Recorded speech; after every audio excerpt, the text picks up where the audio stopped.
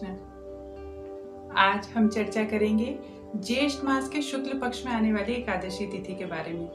ज्येष्ठ मास के शुक्ल पक्ष में आने वाली एकादशी तिथि वर्ष पर्यंत आने वाली एकादशी तिथि में एक विशेष महत्वपूर्ण स्थान रखती है। ऐसा क्यों है?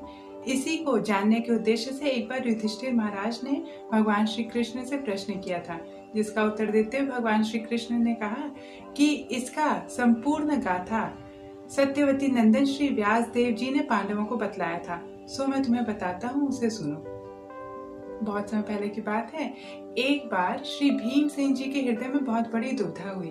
उन्होंने जाकर श्री व्यास देव जी से पूछा कि हे भगवान, मेरे को बहुत बड़ी दुविधा है, आप मेरी सहायता करें।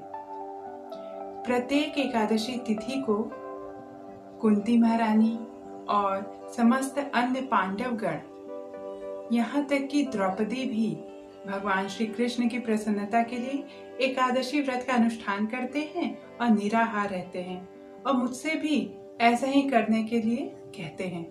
किंतु मेरे उदर में हमेशा ही वृक नामक अग्नि प्रज्वलित रहती है।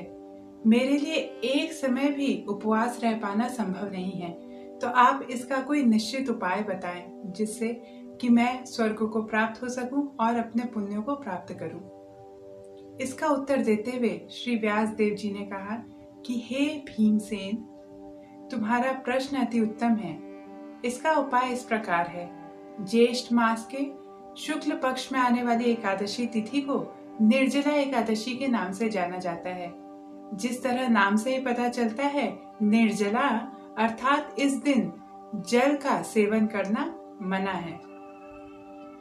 यदि कोई मनुष्य भगवान श्री कृष्ण की प्रसन्नता के लिए निर्जला एकादशी व्रत का अनुष्ठान करे और उस दिन जल का परित्याग करे, तो उसे वर्ष पर्यंत आने वाली प्रत्येक मास के दोनों पक्ष के एकादशी तिथि के संपादन करने का फल स्वतः ही प्राप्त हो जाता है।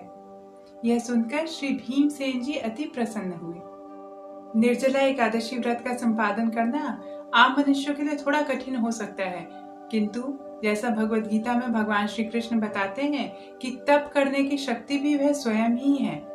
तो यदि हम भगवान श्री कृष्ण से प्रार्थना करें, वैष्णव से प्रार्थना करें, तो हमें वह इस दिन भगवान श्री कृष्ण की प्रसन्नता के लिए जल का त्याग करने की शक्ति अवश्य देंगे।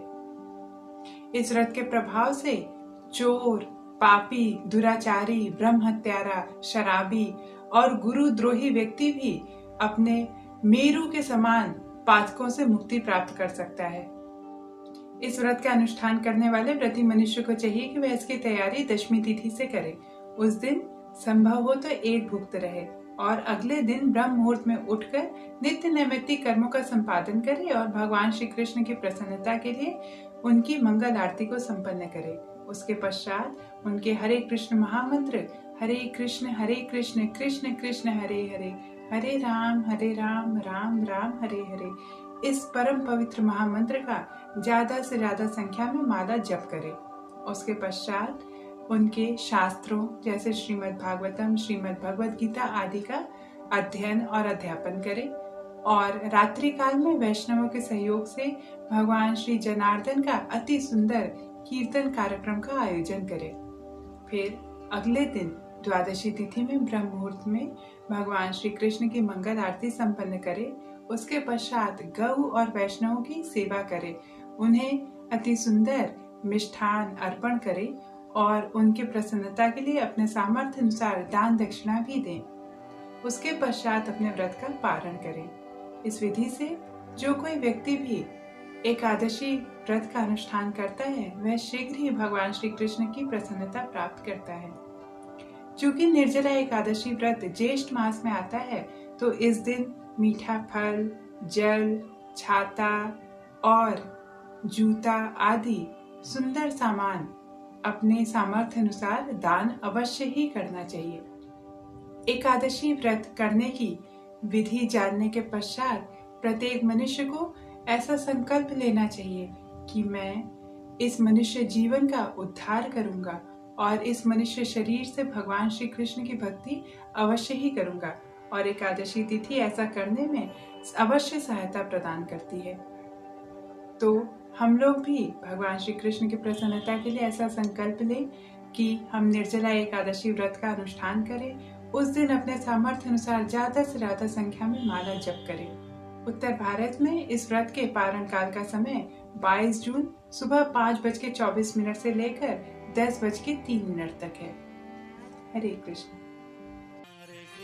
कृष्ण कृष्ण हरे हरे, हरे राम राम राम, राम